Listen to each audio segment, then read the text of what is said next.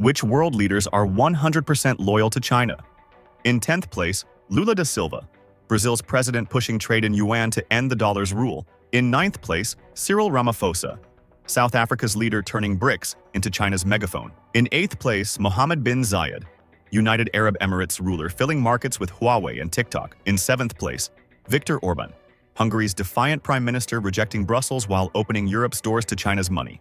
In 6th place, Aleksandar Vučić, Serbia's president rebuilding cities with Chinese loans. In 5th place, Daniel Ortega, Nicaragua's ruler cutting Taiwan overnight. In 4th place, Ibrahim Raisi, Iran's late president tying survival to China's oil and tech. In 3rd place, Nicolas Maduro, Venezuela's strongman surviving on Chinese loans. In 2nd place, Vladimir Putin, Russia's leader leaning on China for chips, trade, and cover as his empire weakens.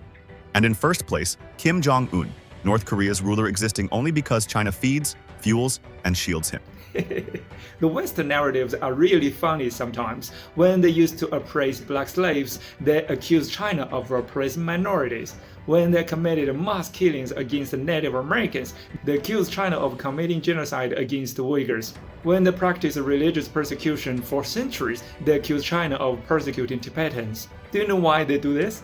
Because these are things Western people already know from their own history. So this kind of narrative makes sense to them. If they didn't use those familiar examples, most Western audiences wouldn't even understand. And without the Western narratives, make them hate China wouldn't be successful.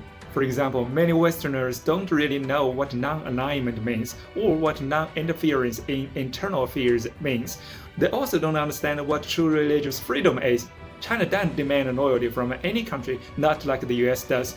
China doesn't form military alliances, and what does a military alliance mean? It means you tie your fate to another country which you cannot fully control.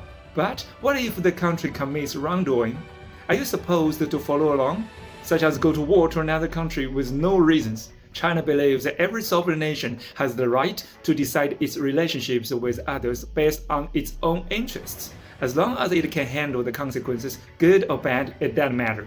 In the Chinese way of thinking, countries don't owe each other loyalty. States are equal. Why should country A be loyal to country B? If interests align, they can be close friends. If not, they just keep some distance. Simple as that. Loyalty is something between people, not countries. Between nations, there are only interests and traditions. And the traditions exist because of interests too. A country's first duty is to protect the interests of its own people. If it fails to do that, then its leaders are simply useless or corrupted. Follow me, an Eastern perspective to see the world.